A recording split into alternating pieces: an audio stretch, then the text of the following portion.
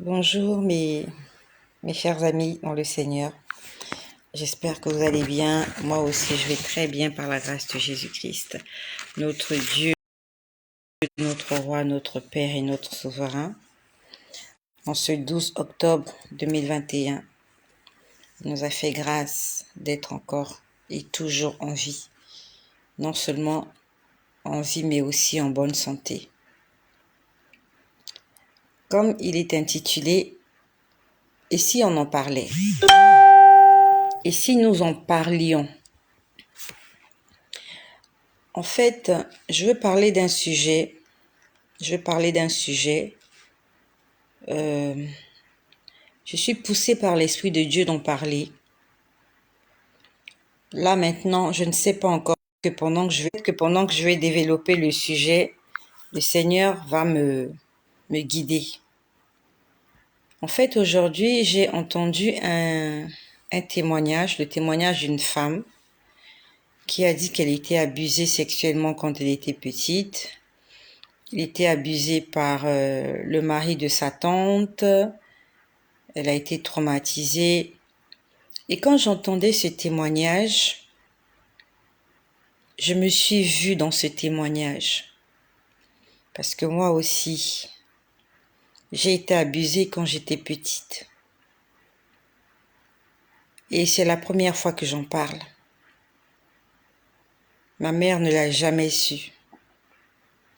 Mon entourage ne l'a jamais su. Personne ne l'a jamais su.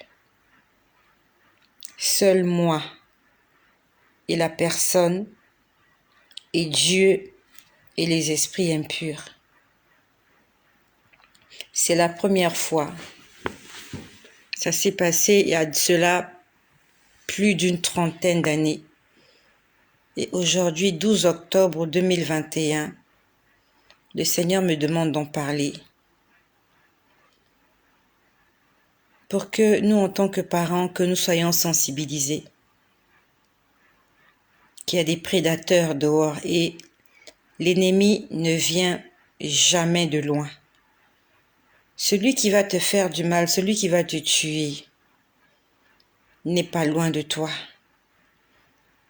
J'avais l'air d'une petite fille innocente. Je n'étais pas si innocente que ça. Ça s'est passé entre mes 7 ans et mes 9 ans. J'étais petite, j'étais à l'école primaire. Pourquoi j'en parle? C'est pour que les parents soient attentifs. Je suis aussi un parent, je suis une mère.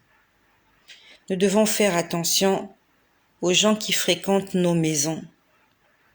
Que ce soit des gens de la famille, des gens du quartier, nous devons faire attention. Le malheur ne vient pas seul. Et le malheur ne vient pas de loin. Le malheur n'est jamais trop loin. Quand je grandissais, il y avait quelqu'un qui avait l'habitude de venir chez nous. Quelqu'un de bien, de gentil. Tout le monde l'aimait à la maison.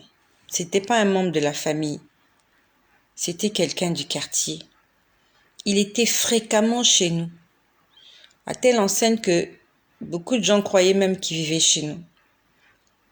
Et c'est lui qui a abusé de moi. Ma mère n'a jamais su. Et je n'en ai jamais parlé. Et tout à l'heure, cet après-midi, quand j'entendais le témoignage de cette femme, aujourd'hui c'est une femme, elle était en train d'expliquer comment elle était abusée. Quand elle expliquait, j'étais en train de revoir le film de mon enfance. Parce que moi aussi, je suis passée par là. On ne m'avait pas violentée.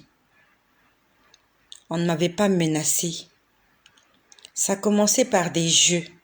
Quand je dis ça a commencé par des jeux, vous voyez, les petits jeux gentils qui se passent entre un adulte et un petit enfant. J'aimerais interpeller les mamans.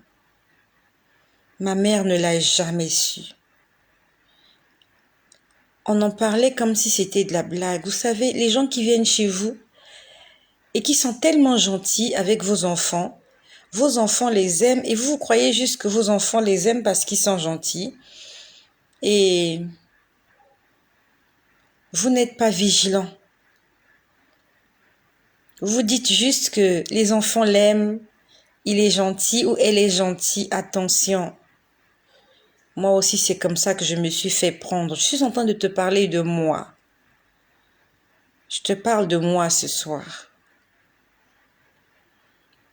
Pour qu'en tant que parents, que nous soyons vigilants. Ne soyons pas naïfs avec toutes les personnes qui viennent chez nous, toutes les personnes qui s'attachent à nos enfants et toutes les personnes à qui nos enfants s'attachent. Ah, c'est tonton un tel. Ah, c'est tata un tel. Tonton là vient à la maison, il soulève les enfants l'aiment, il met les enfants au dos et voilà, la maman dit « Ah, mais les enfants l'aiment bien. » Non, non maman. Ne laissons pas entrer des inconnus dans nos maisons. Le Seigneur m'a poussé à parler de ce problème aujourd'hui. Si le Seigneur m'a demandé d'en parler, c'est peut-être parce que je ne sais pas. Ça fait très longtemps. J'avais, je crois, 7 ans. Entre 7 ans ou 9 ans. Aujourd'hui, j'en ai 43. Je te laisse faire le calcul. C'est la première fois de ma vie que j'en parle. Et je n'en parle pas à huis clos, mais j'en parle aux yeux, aux vues de tout le monde, afin que les parents soient attentifs. Il venait chez nous. J'étais une petite fille.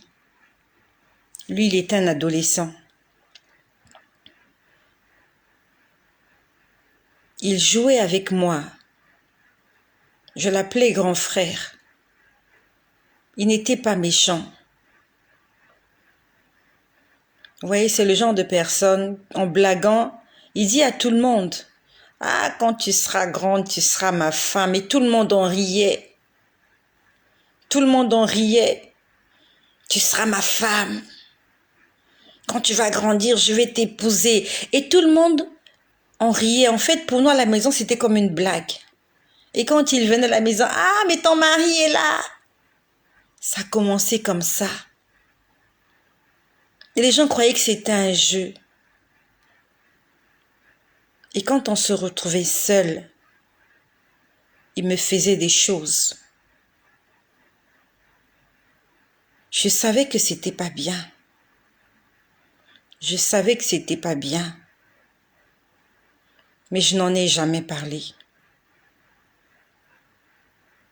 Il ne me forçait pas. Il m'avait jamais menacé. Mais je suis restée tranquille. Mais je savais que c'était le fruit défendu. Pourquoi j'en parle aujourd'hui? Beaucoup de gens vont faire le commentaire sur ce que je vais dire aujourd'hui. Faites les commentaires comme vous voulez. J'aimerais te dire que le Seigneur m'a poussé à dire ces choses pour vous dire qu'il y a des enfants qui vont en enfer. J'étais une petite fille entre 7 et 9 ans. Je connaissais le bien et le mal. Je réfléchissais. Je savais qu'entretenir des relations sexuelles à mon âge n'était pas normal. Je le savais. Raison pour laquelle ce sont des choses qui se passaient en cachette. Il ne m'avait pas violée. Il ne m'avait pas violée. Mais c'était des attouchements. Et je n'avais jamais rien dit. Pas parce que j'avais peur, pas parce que j'étais effrayée, pas parce qu'il allait me tuer. C'est parce que j'aimais ça. Et si à cet âge-là, entre 7 ans et 9 ans, si j'étais morte, je serais allée en enfer.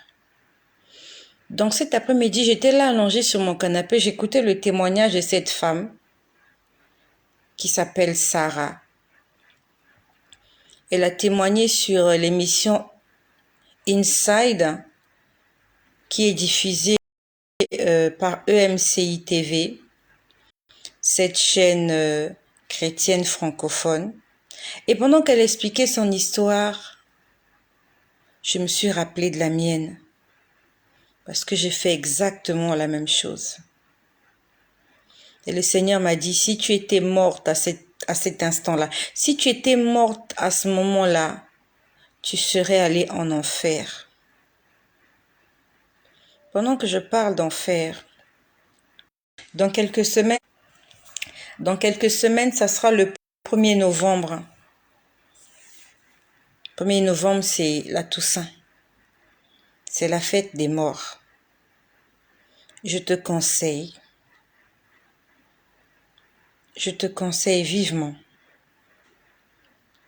Et envoie ce message aussi à quelqu'un. S'il te plaît, partage-le. Le 1er novembre, reste chez toi. Ne sors pas le 1er novembre. Ne sors pas le 1er novembre. Fête des morts. Il ne faut pas sortir. Ne va pas dans les cimetières. Ne va pas faire des cérémonies dans les cimetières.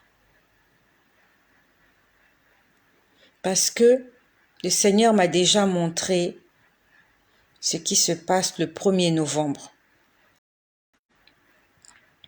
Il me l'a montré un 1er novembre. Je crois que nous étions en 2018. Quand le Seigneur m'a converti, c'était en décembre 2017. Et nous étions le 1er novembre 2018. Ça s'est passé entre 15h et 19h. Non, 15h et 18h. Donc, on va dire 3h de l'après-midi et 6h du soir. Je me rappelle de cette expérience comme si ça s'est passé hier. C'est incroyable que le Saint-Esprit me permet de me souvenir de la plupart des choses qu'il me montre. Même quand j'ai oublié, il me le rappelle. Le 1er novembre, mon frère. Le 1er novembre, ma sœur. Ne va pas dans les cimetières. Ne va pas sur la tombe des défunts pour déposer des gerbes, des fleurs, pour parler aux morts, pour leur offrir des choses. Ne faites pas Halloween. N'achète pas des costumes d'Halloween à tes enfants. N'achète pas des citrouilles. Ne permets pas que tes enfants puissent fêter Halloween, même si ça se fait à l'école. Ne leur achète pas des costumes d'Halloween. Restez chez vous, priez, rendez grâce au Seigneur. Si c'est un jour de culte, allez au culte, priez Dieu. N'allez pas dans les cimetières le 1er novembre. Je ne vous ai jamais dit ce que j'avais vu ce 1er novembre-là. Ça s'est passé dans ma chambre. Et là, je suis dans ma chambre, là où cette expérience s'est passée. Je crois que c'était un jeudi. C'était entre un jeudi ou un mercredi, mais c'était un jour ouvrable. J'ai commencé à prier à 15h exactement. Ma fille était encore petite, elle était capricieuse, donc dès qu'elle s'est endormie, j'ai profité, je me suis dit, je vais vite prier avant qu'elle ne se réveille. Et pendant 3 heures, le Seigneur est venu. En fait, je peux dire que je n'étais même plus sur terre. Je n'étais plus sur terre. Et pendant cette expérience, j'appelle ça une expérience de ravissement. Quand je dis ravissement, ça veut dire que tu as l'impression qu'on vient te prendre en esprit, on t'amène quelque part pour te montrer certaines choses. Il y a les visions. Les visions, je le vois comme à la télé. Et j'entends des choses. Et pendant que je suis en train de parler, ça me revient. Merci Saint-Esprit. Je suis en train de parler à une femme. Il y a une femme qui prie pour son mari. Il y a une femme, je ne sais pas si elle est connectée maintenant, mais le Seigneur m'a dit qu'il y a une femme. Tu pries pour ton mari. Ton mari a des problèmes avec la justice. Il a des problèmes avec la justice. Et le Seigneur m'a dit, il va libérer ton mari. Est-ce que tu es là? Tu es une femme. Tu es en train de prier pour ton mari. Ton mari a des problèmes avec la justice. Et toi, tu es en train de prier pour ton mari.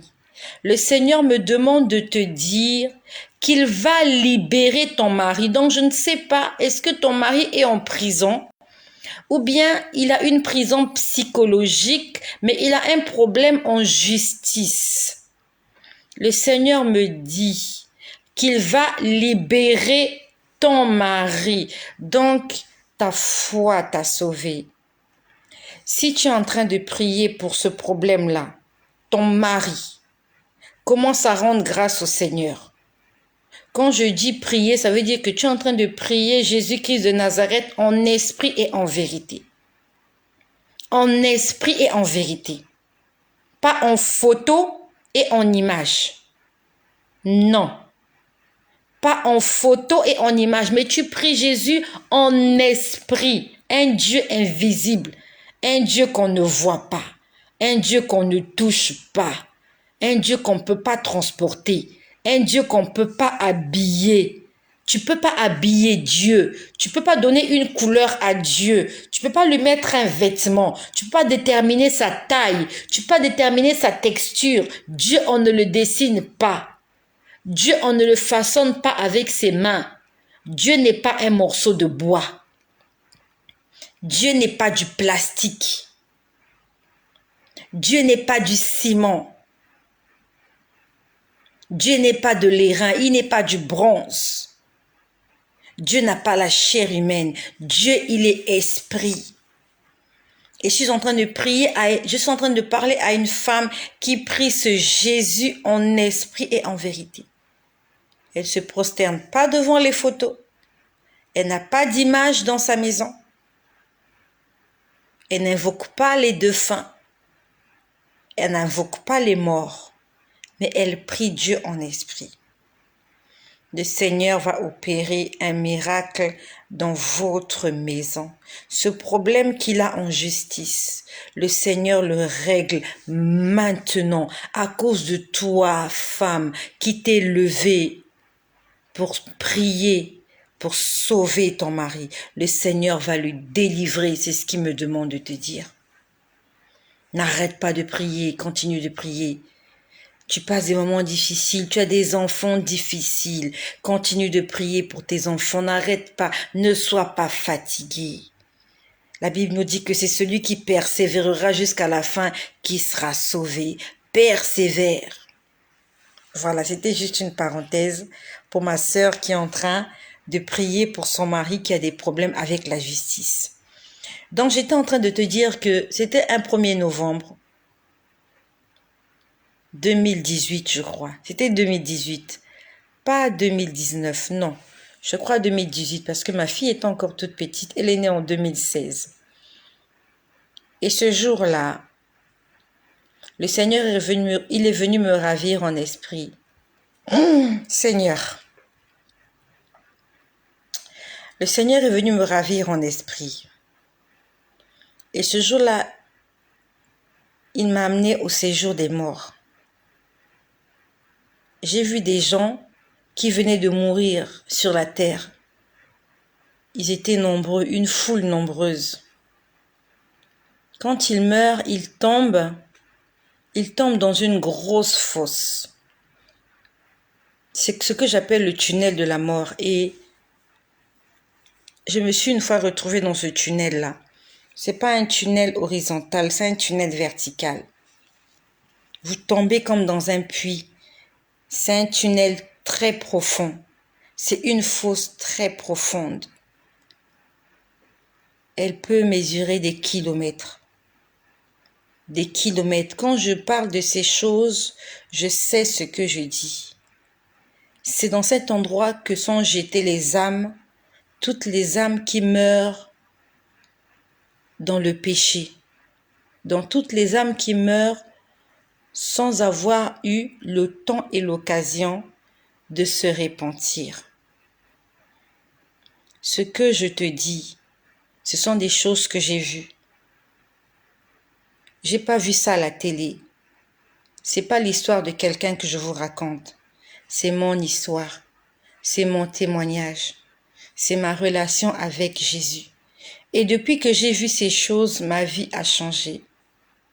C'est pour ça que tous les matins quand je me réveille, je dis merci au Seigneur parce que je suis en vie et parce que je suis sauvée. Parce que dans cet endroit, j'ai vu des gens. J'ai aussi vu des gens que je connais qui ne sont pas montés au ciel, mais qui sont dans cet endroit et qui n'en sortiront jamais. Raison pour laquelle toi et moi aujourd'hui, 12 octobre 2021, si tu n'as pas encore pris la décision de servir Dieu de tout ton cœur, fais-le maintenant. Tu as l'occasion de le faire maintenant. Ne reporte pas à demain ce que tu dois faire aujourd'hui. Je peux te promettre. Je te promets. Alors, il y a quelqu'un qui est en train d'écrire là. Excusez-moi, je vais lire ce commentaire parce que après, quand je sors d'ici, j'ai pas le temps de lire. Si ce commentaire parle de tout et de n'importe quoi, je vais le supprimer parce que je voudrais que nous soyons tous d'un commun accord, que nous puissions servir. Bonsoir mes chères sœurs et frères. Qu'est-ce qu'on dit là?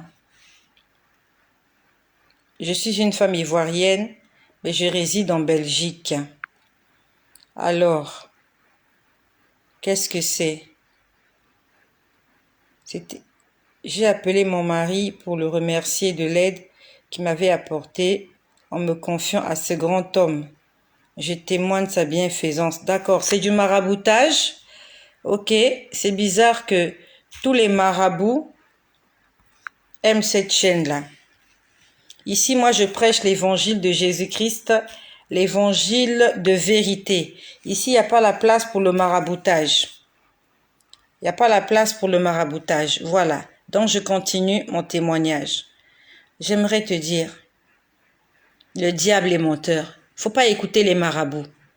Ouais, la personne qui écrit là, c'est du maraboutage, c'est de la sorcellerie, c'est le diable. Faut pas aller voir ces gens-là. Faut pas consulter ces gens-là. Ne va pas les consulter, consulte ton Dieu. La Bible nous dit, si on vous demande d'aller consulter d'autres dieux, le peuple ne dira-t-il pas, n'y a-t-il pas un Dieu en Israël pour aller le consulter? Ne fais pas comme le roi Akab. Ne fais pas comme toutes ces personnes-là qui avaient un Dieu, mais qui sont allées adorer des idoles et qui ont été frappés. Ne sois pas comme ces gens-là. Ne consulte pas les marabouts. Ne consulte pas les charlatans. Ne va pas voir les sorciers et les sorcières qui font de la sorcellerie. Faut pas consulter ces gens-là. Ils vont te conduire en enfer. L'enfer existe. Si tu fais un mauvais commentaire, je vais le supprimer parce que je sais de quoi je parle. L'enfer existe et toutes les personnes qui vivent dans le péché, si tu ne te réponds pas, si tu ne te confesses pas avant de mourir, quand je dis confession là, tu confesses tes péchés à Jésus-Christ, le Fils de Dieu. Si tu ne le fais pas, tu vas te retrouver dans cet endroit-là où moi aussi j'étais. Je ne suis pas venu juger. Je ne suis pas venu condamner. Je suis venu te dire ce que j'ai vu et j'ai vécu. Je suis tombée dans ce tunnel-là une nuit. Alors que je venais à peine de me coucher sur mon lit, j'avais fini de vaquer à mes occupations. Je me suis retrouvée dans ce tunnel-là, je tombais. Quand j'étais en train de tomber, j'ai l'émotion. Parce que pendant que je parle, il y a beaucoup de gens qui sont en train de tomber dans cet endroit. Des gens qui ont entendu parler de Jésus, mais ils ont endurci leur cœur. Parce qu'ils aiment les choses de ce monde. Ils aiment les plaisirs de ce monde. Cet endroit est rempli de gens. Je peux te dire que c'est la vérité ce que je te dis. N'attends pas de te retrouver là-bas pour me donner raison. N'attends pas de te retrouver dans cet endroit pour te rappeler de cette vidéo que tu entends aujourd'hui, 12 octobre 2021. Ce jour-là, tu vas dire, je t'ai tombé sur une vidéo ce soir-là, il y avait une femme qui était en train de parler, mais je me suis moquée d'elle, je n'ai pas cru. Si tu ne me crois pas, prie.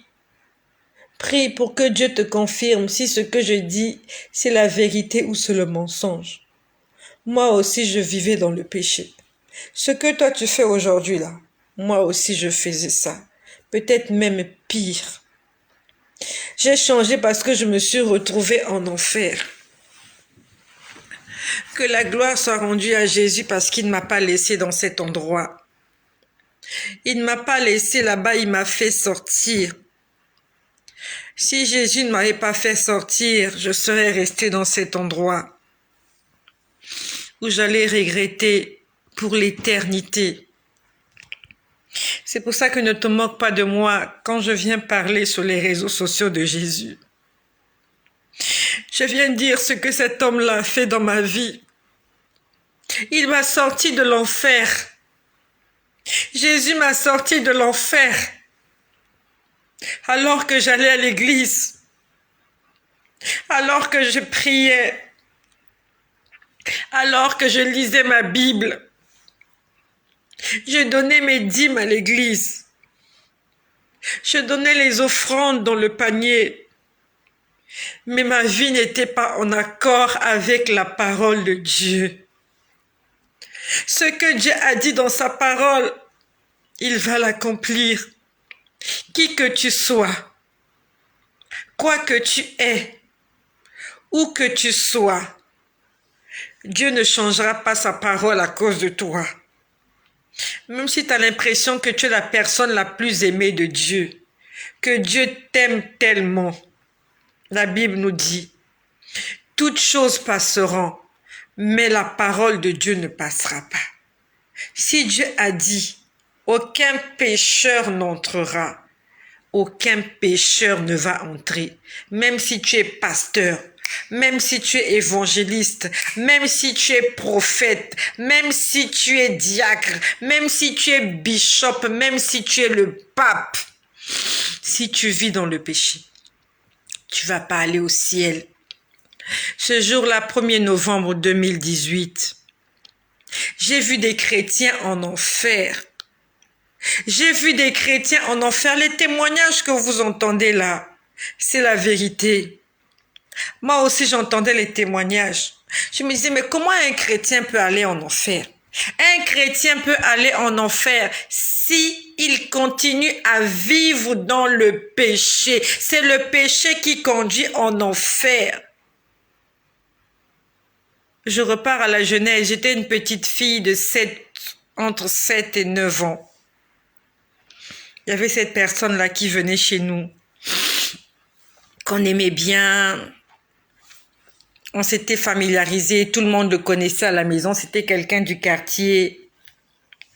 Et voilà comment il a abusé de moi. Il a abusé de... Comment je peux dire? De ma naïveté.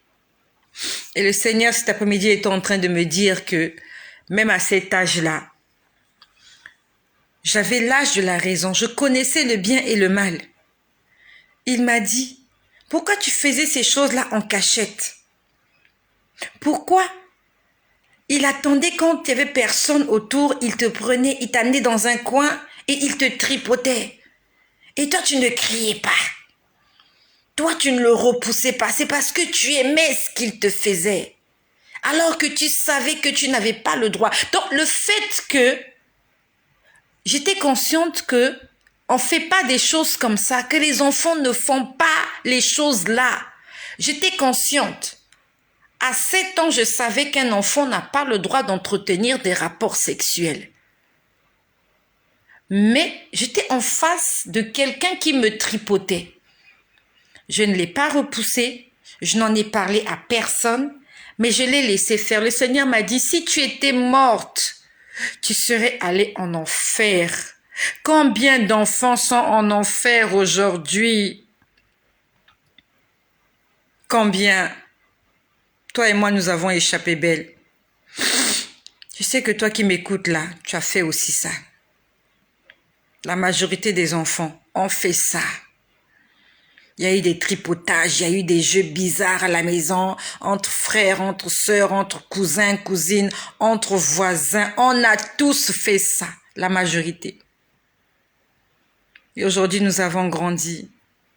Nous sommes devenus des parents, papa, maman. Et aujourd'hui, nous disons aux enfants, ne faites pas ça. C'est parce qu'on sait que ça se fait pas. Et je te laisse imaginer si on était mort à ce moment-là.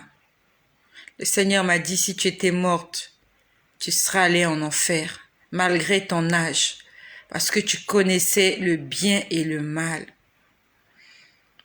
Je connaissais. Je savais que c'était réservé pour les adultes. Je savais que c'était réservé pour papa et maman. Je savais que c'était réservé pour des gens mariés, mais je me laissais manipuler, je me laissais tripoter. Comment il a fait pour m'avoir? Il m'a pas fait la cour. Il s'est juste servi des jeux qui se passaient à la maison.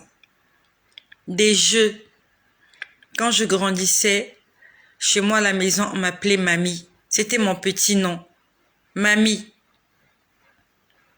Et il venait à la maison, il disait, Mamie, c'est ma femme. Il disait ça en rigolant devant tout le monde. Et tout le monde en riait. Ah, la femme d'un tel.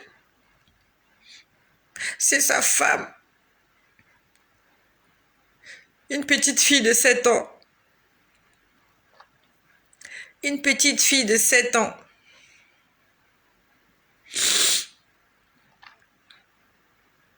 Si j'étais morte, j'allais en enfer. Et aujourd'hui, le Seigneur me l'a rappelé pendant que j'écoutais le témoignage de cette femme-là. Le Seigneur m'a dit, tu n'avais pas dénoncé. La Bible nous dit, dans le livre de Hébreux, je crois, la Bible nous dit, ne participez pas aux œuvres infructueuses de l'ennemi, mais condamnez-les. Ne soyons pas complices du péché, mais condamnons. Ça veut dire que quand on est en face de quelque chose qui va à l'encontre de la parole de Dieu, on doit dénoncer cela. On doit condamner cet acte-là. On ne doit pas être complice. Moi, j'étais complice de ma propre destruction parce que je n'en avais parlé à personne. Ma mère n'avait jamais su que sa petite fille de 7 ans se faisait tripoter par un adolescent qui venait à la maison, qu'on considérait comme notre frère. Personne ne l'avait jamais su. Personne. Seulement lui, moi et Dieu qui voyait. Maman, parlons à nos enfants et faisons attention aux gens qui viennent chez nous. Si tu vois que ta fille s'accroche trop à ce tonton-là qui vient à la maison, tire-lui les oreilles. Parce que c'est comme ça que moi aussi on m'a eu. Il venait à la maison, on rigolait, il me mettait au dos, il me soulevait. En fait, je l'aimais bien parce qu'il était gentil. Mais quand on était seul, il prenait sa langue, il mettait ça dans ma bouche.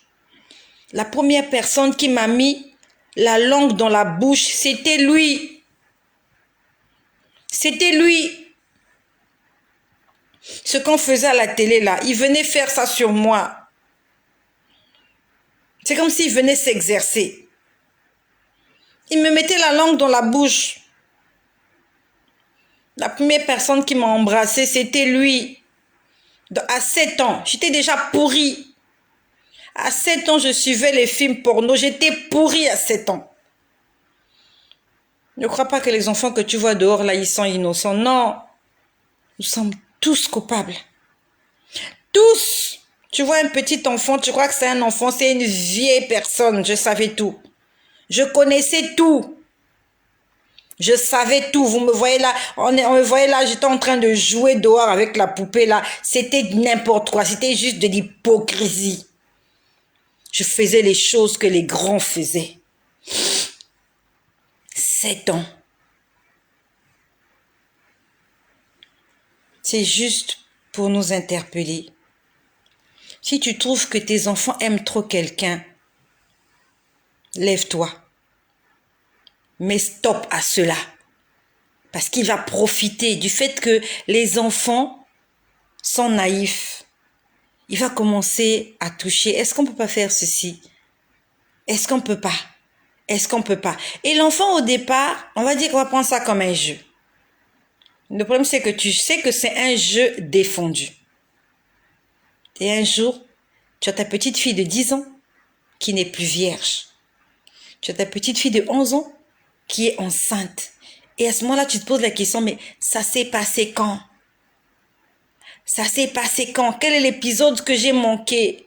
C'est parce que tu as laissé quelqu'un venir jouer avec ta petite fille. Et tu as laissé ta petite fille aimer un inconnu. Attention aux gens qui viennent chez nous à la maison. Quand ta petite fille aime trop quelqu'un, le tonton là, ah mais allez, va avec tonton là, allez acheter du pain. Faut pas.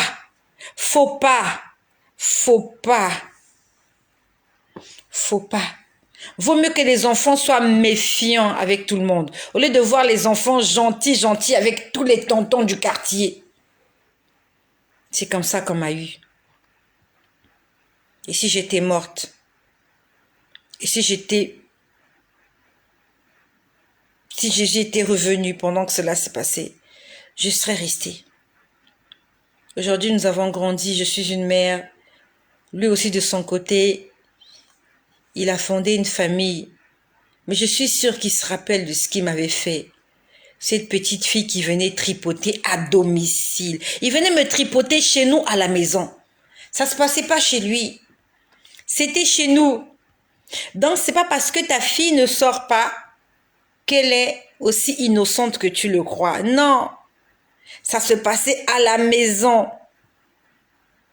À la maison. Personne n'avait jamais rien vu. C'était juste... il est bien, il est gentil. Les enfants l'aiment bien. Attention, parents. Le Seigneur me l'a rappelé aujourd'hui. C'est une histoire que j'avais un peu oubliée. Et en entendant ce témoignage, le Seigneur m'a dit, tu étais coupable. Si tu étais morte, tu serais en enfer aujourd'hui. J'ai vu des enfants en enfer. Le 1er novembre 2018, j'étais agenouillée au bord de mon lit, j'étais en train de prier entre 3 heures de l'après-midi et 6 heures du soir. J'ai commencé d'abord à voir des choses, puis je me suis retrouvée dans un endroit. J'avais l'impression que je voyageais.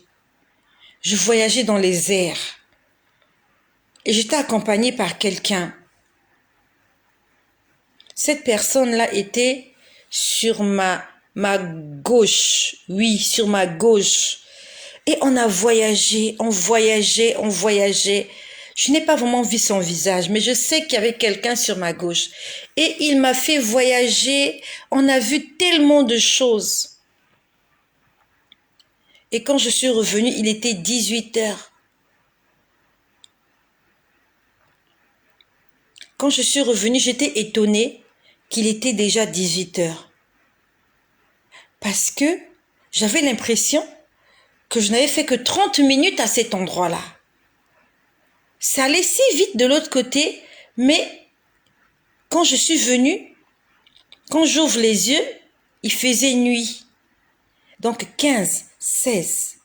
Il était 15 heures, 16, 17, 18. Donc les 3 heures que j'ai passées dans cet autre monde,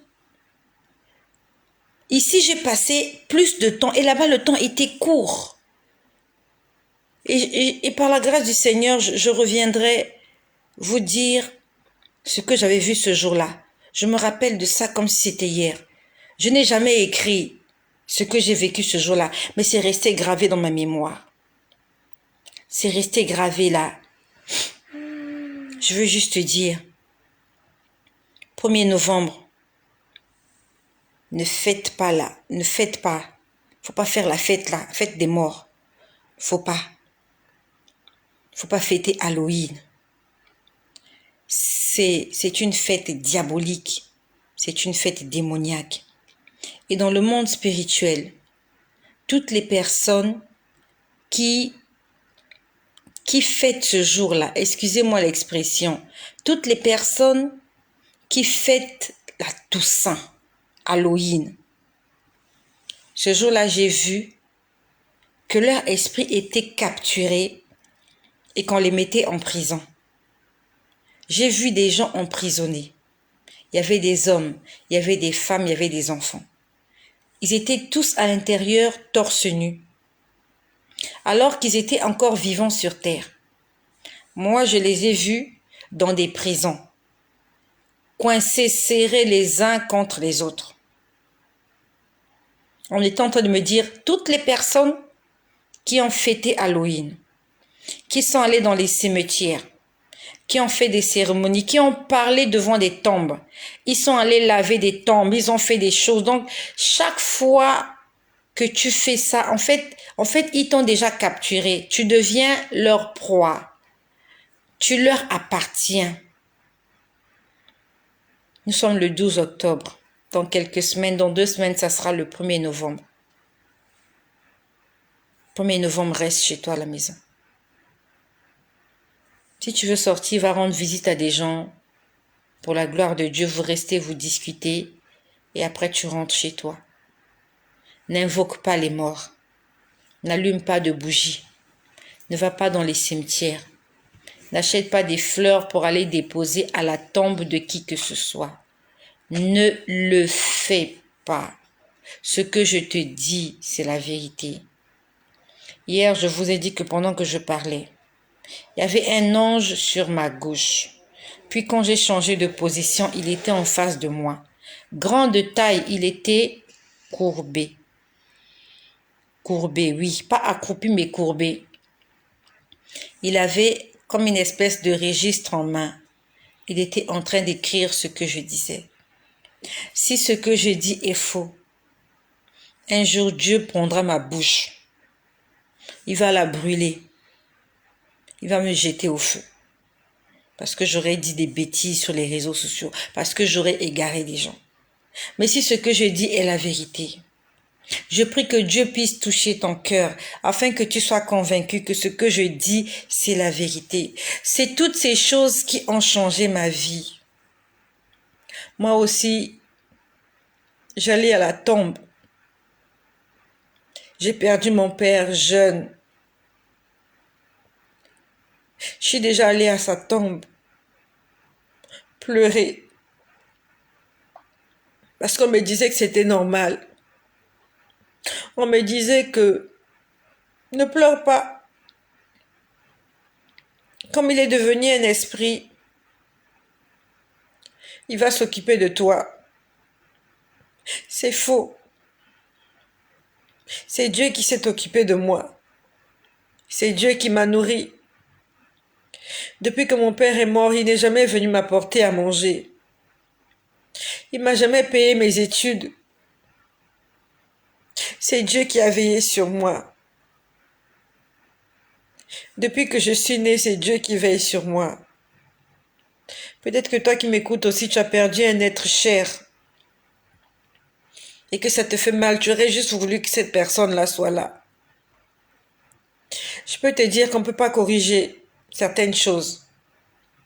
Si la personne est morte, elle ne reviendra plus. Toi, rends grâce au Seigneur de ce que tu es toujours en vie. Et accroche-toi à ce Dieu-là. Marche avec lui. Je sais que tu as envie que cette personne puisse se réveiller. Mais elle ne peut pas se réveiller. Elle ne pourra plus se réveiller. Si tu es une personne comme moi, meurtrie, une petite fille à qui on a arraché son père, ça m'avait brisé le cœur quand j'ai perdu mon père. Mon cœur était brisé. Je l'ai perdu du jour au lendemain. Mon père n'était pas malade. Il n'était pas à l'hôpital. Il n'était pas souffrant. Il allait s'endormir et le lendemain, il n'était plus là. Vous voyez ce genre de mort-là à laquelle vous ne vous attendez pas. Et ma vie a basculé.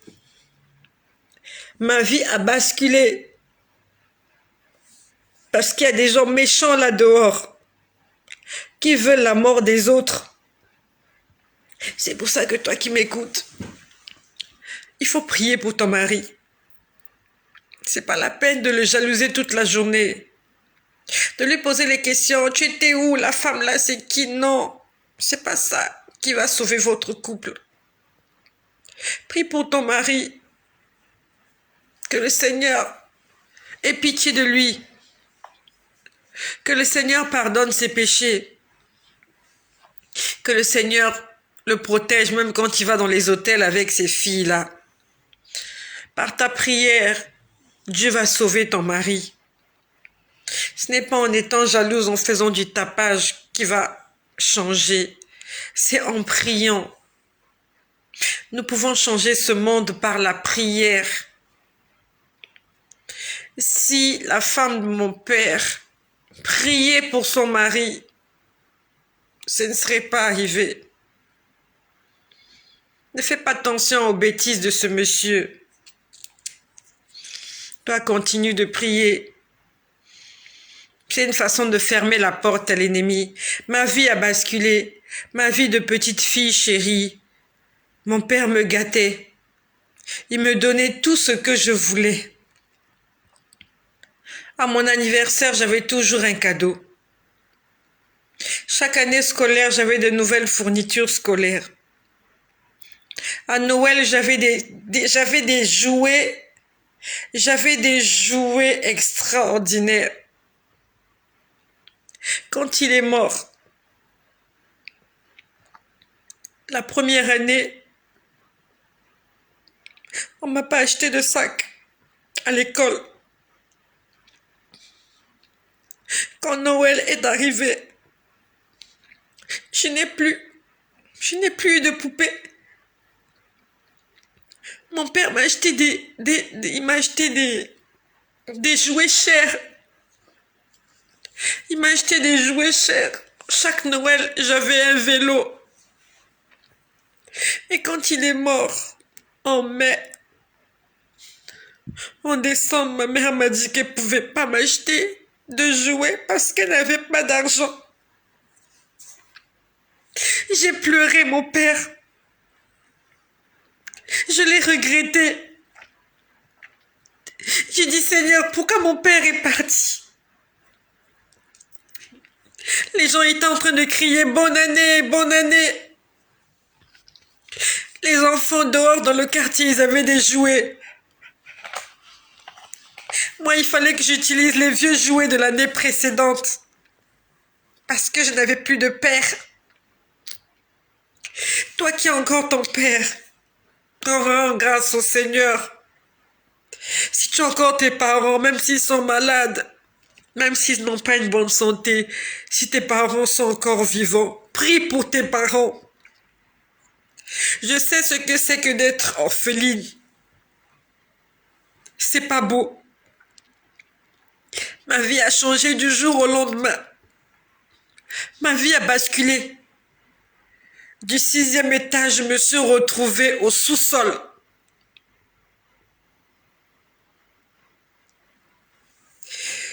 C'était difficile pour moi. Désolée. Ce sont des vieux souvenirs qui reviennent. C'est juste pour nous dire, rendons grâce au Seigneur. Si nous sommes toujours en vie, il y a des gens qui aimeraient être à ta place. C'est pour ça que je prie pour le père de mes enfants. Je ne vois plus le mal qui peut me faire. Je prie, je dis Seigneur, mes enfants ont besoin de leur père. Ils ont besoin d'un père. Il faut que mes enfants grandissent avec leur père. Qu'ils ne vivent pas ce que moi j'ai vécu. Qu'ils ne vivent pas ce que j'ai vécu. Je pleurais la première année. Je suis allée à l'école. Je n'avais pas de sac. J'ai utilisé le sac de l'année dernière pour la première fois de ma vie.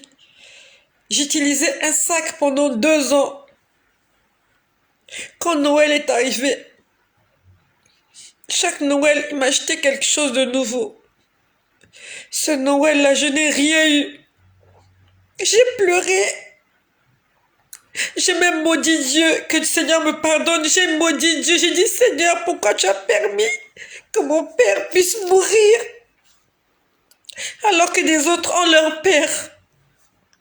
Pourquoi moi je n'en ai pas? J'aimerais te dire, toi là, toi qui veux la mort de quelqu'un, il faut que tu saches que cette personne a des enfants. Ne souhaite pas la mort de quelqu'un.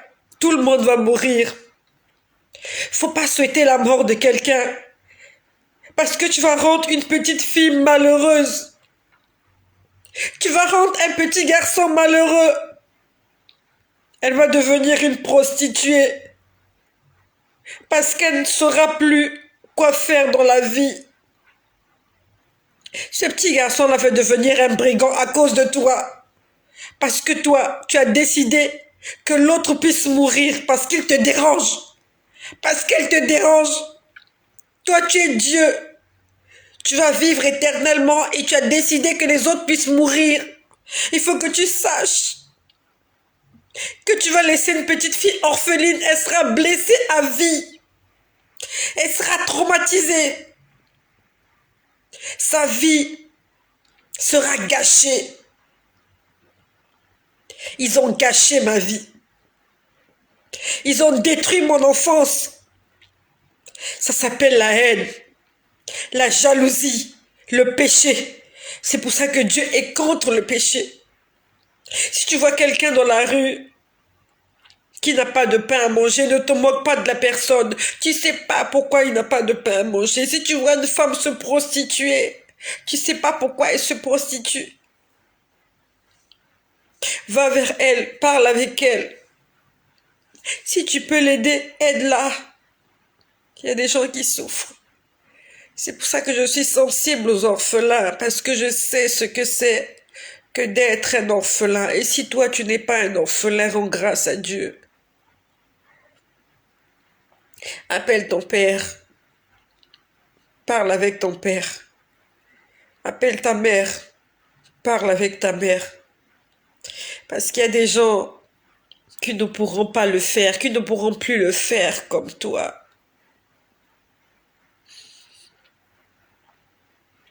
Je me suis mariée 2 fois dans ma vie. Mon père n'a jamais été là. La première fois, ils ont versé la dot.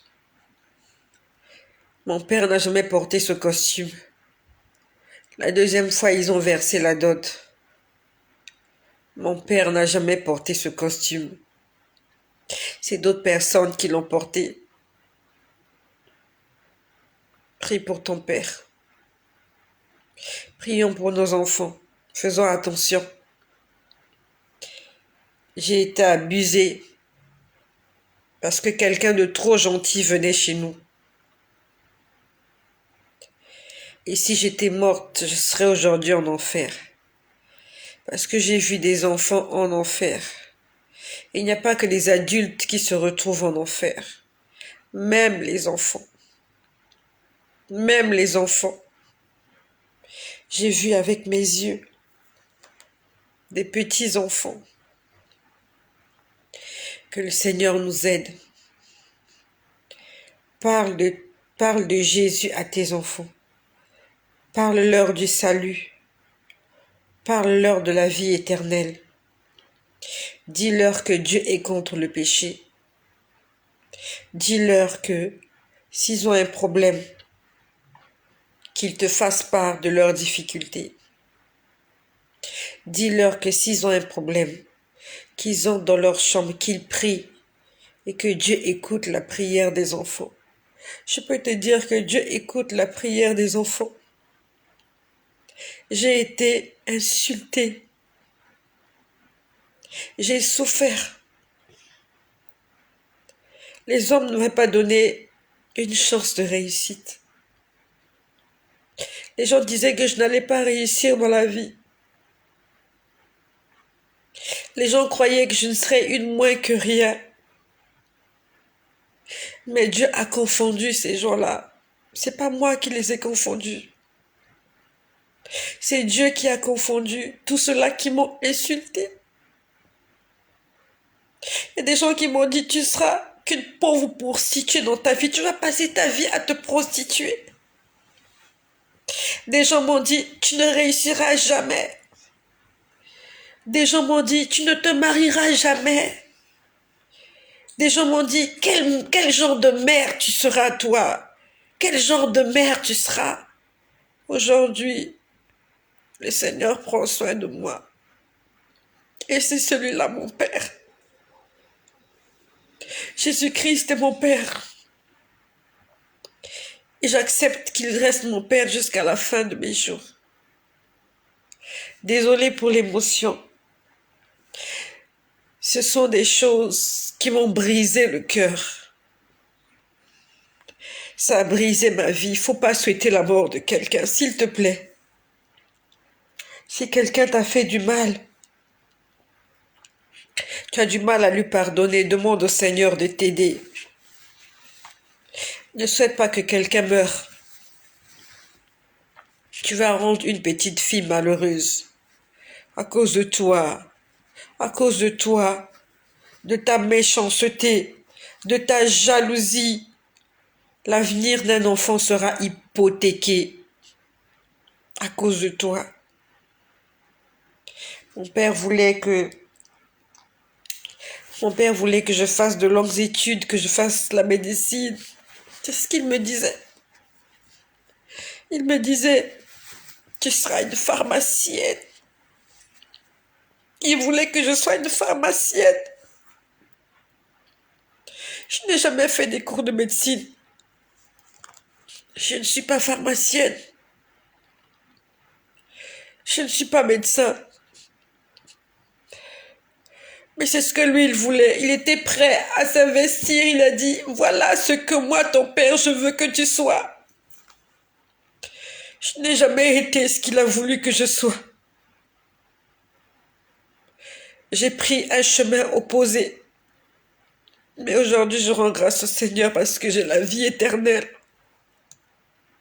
Je suis sauvée en Jésus. Même si je ne suis pas médecin. Même si je ne suis pas diplômée de Harvard. Même si je n'ai pas tous les diplômes que les autres ont. Mais je suis en vie. Et par-dessus tout, je suis sauvée par le sang de Jésus. Garde la foi. Jésus-Christ est notre Seigneur, il est notre Dieu. Il continuera à prendre soin de nous.